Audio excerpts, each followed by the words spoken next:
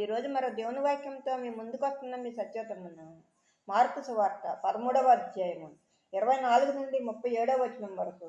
ఆ దినములలో ఆ శ్రమ తీరిన తరువాత చీకటి సూర్యుని కమ్మును, చంద్రుడు తన కాంతిని ఇయ్యడు, ఆకాశము నుండి నక్షత్రములు రాలును, ఆకాశమందు శక్తులు కదిలింపబడును. అప్పుడు మనిషి కుమారుడు మహాప్రభావముతోనూ మహిమతోనూ మేఘారూఢుడై వచ్చుట చూచెదరు. అప్పుడు ఆయన తన దూతలను పంపి భూమి అంతము మొదలుకొని ఆకాశాంతము వరకు నలుదిక్కుల నుండి తాను ఏర్పరుచుకున్న వారిని పోగు చేయించును.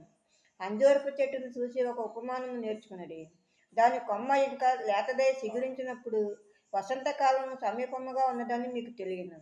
ఆ ప్రకారమే మీరు ఈ సంగతులు జరుగుట చూసినప్పుడు ఆయన సమీపంలోనే ద్వారము దగ్గరనే ఉన్నాడని తెలుసుకున్నది.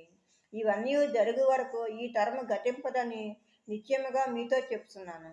ఆకాశమును భూమిని గతించిన గాని నా మాటలు గతింపవు.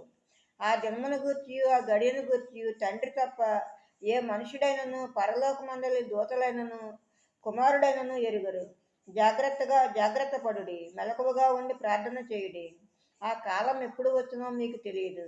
ఒక మనుష్యుడు తన దాసులకు అధికారం ఇచ్చి ప్రతి వానికి వాని పని నియమించి మెలకువగా ఉండమని ద్వారపాలకునికి ఆజ్ఞాపించి ఇల్లు విడిచి దేశాంతరము పోయినట్టే ఆ కాలము ఉండును. ఇంటి యజమానుడు ప్రొద్దుగురికి వచ్చునో, అర్ధరాత్రి వచ్చునో, కోడి కూయినప్పుడు వచ్చునో, తెల్లవారినప్పుడు వచ్చునో, ఎప్పుడు వచ్చునో మీకు తెలియదు.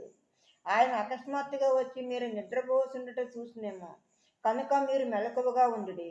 నేను మీతో చెప్తున్నది అందరితోనూ చెప్తున్నాను, మెలకువగా ఉండుడనెను. ఆమేన్.